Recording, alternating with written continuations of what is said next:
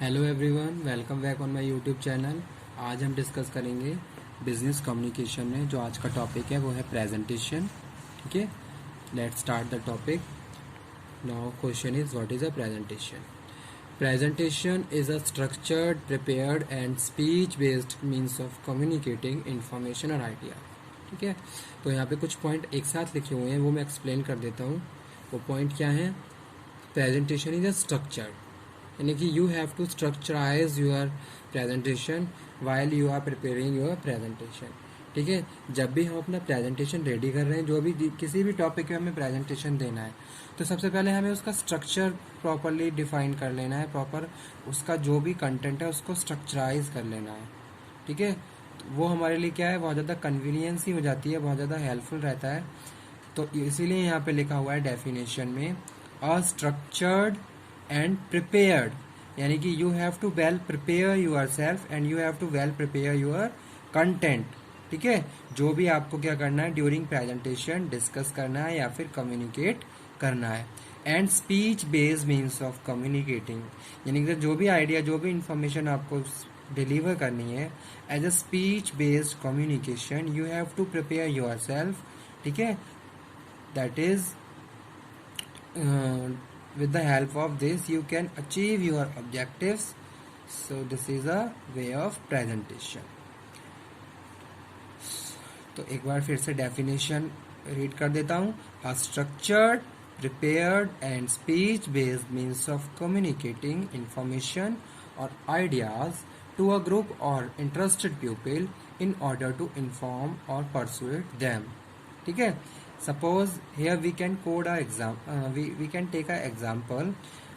A sales manager provide training to their sales force. How should we work in present scenario to facilitate and persuade customer?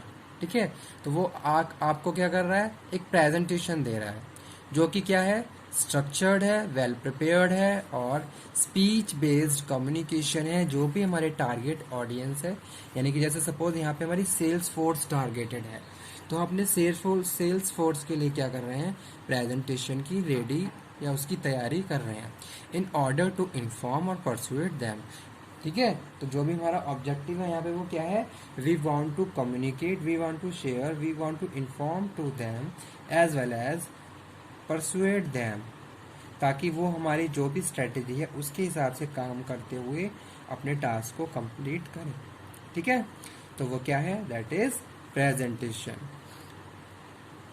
अगर हम simply बात करें presentation की, तो presentation क्या है, presentation is also face to face formal communication in which presenter providing the information which is related to their objectives. ठीक है, and persuade and inform to the target audience so they can achieve their goals. तो वो क्या है, that is a presentation. तो presentation भी क्या है, फॉर्मल कम्युनिकेशन है और फेस टू फेस कम्युनिकेशन है। अब जैसे यहाँ पे प्रेजेंटेशन स्किल्स लिखे हुए हैं, तो प्रेजेंटेशन स्किल्स में पहला पॉइंट वही है, properly structure your presentation. It is very convenient and helpful to you deliver and complete all the relevant information which is related to your objectives. ठीक है, प्रॉपर आपने स्ट्रक्चर रेडी कर लिया, तो जो भी पॉइंट आपको पता है मुझे कौन कौन से पॉइंट डिस्कस करने हैं, और वो सारी इन्फॉर्मेशन आप क्या कर रहे हो, कंप्लीट कर कम्युनिकेट कर रहे हो अपने टारगेट ऑडियंस को। ठीक है, तो पहली चीज क्या, फर्स्ट स्किल क्या है, आपका जो भी प्रेजेंटेशन है वेल स्ट्रक्चर होना बहुत ज़्यादा इंपॉर्टेंट है और नीडेबल है। ठीक है, इससे क्या है, आपको ये भी पता रहता है कि अब मुझे करना क्या है। एक स्टेप मैंने कंप्लीट कर लिया, नेक्स्ट स्टेप पे मुझे और क्या करना है। ठीक है, तो अपने आप में कोई भी कंफ्यूजन नहीं रहता और हम बहुत इजीली अपने जितने भी हमारे टारगेट ऑडियंस हैं उनको प्रेजेंटेशन डिलीवर करते रहते हैं। टू ओवरकम नर्वसनेस, ठीक है, दूसरी चीज़ क्या है, आपको अपनी नर्वसनेस को क्या करना है, नर्वसनेस को कंट्रोल करके रखना है। You have to show your self as a healthier और कॉन्फिडेंट। ठीक है, तो इससे क्या है, इससे जो रीडर है उनका इंटरेस्ट बना रहेगा। जितने ज़्यादा आप कॉन्फिडेंटली और फॉर्मल फेस के साथ कोई भी प्रेजेंटेशन डिलीवर करोगे, तो उतनी ही ज़्यादा अटेंशन आएगी रीडर्स की या फिर जो भी आपके टारगेट ऑडियंस है। ठीक है, तो वो चीज़ यहाँ पे हम बात कर रहे हैं, to develop powerful body language. ठीक है, अब आपको क्या करना है, your body language must be proper. आपका बॉडी लैंग्वेज प्रॉपर होना चाहिए, क्योंकि आपका body language reflect your personality, your attitude. ठीक है, तो वो सारी चीज़ें यहाँ पे हम डिस्कस कर रहे हैं। Your body language must be proper, आपकी बॉडी लैंग्वेज प्रॉपर होनी चाहिए। Next one is to learn about what not to be during presentation. You have to learn lot of the points, lot of the steps which you will not follow during the presentation.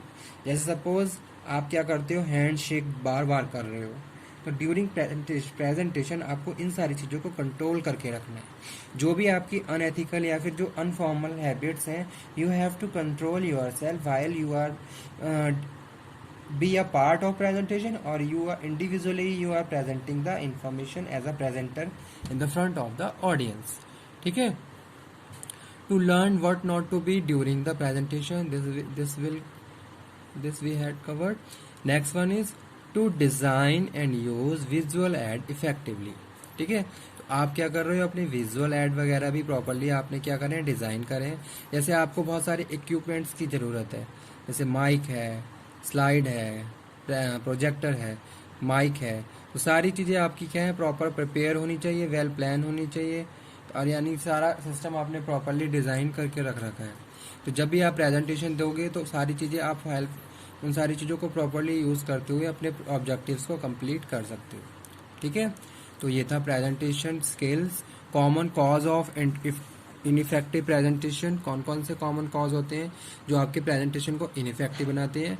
जैसे suppose है failure to motivate audience, आप अपनी audience को properly consider या फिर उनको motivate नहीं कर पा रहे हो।